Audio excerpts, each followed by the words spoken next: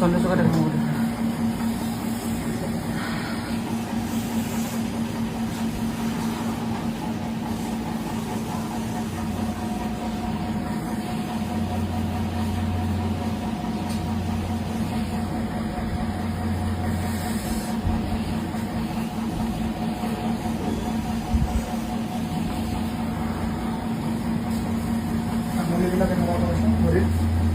আৰু এক্সট্ৰা নাই আৰু নেকি কোনো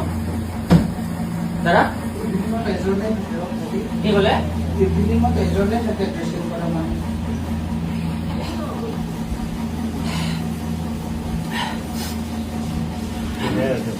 দোস্ত এতিয়া মই আছো জংঘল বস্তিত আমাৰ ঢেকীয়াজুলিত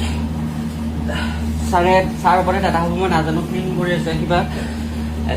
কোৱা মতে কৈছে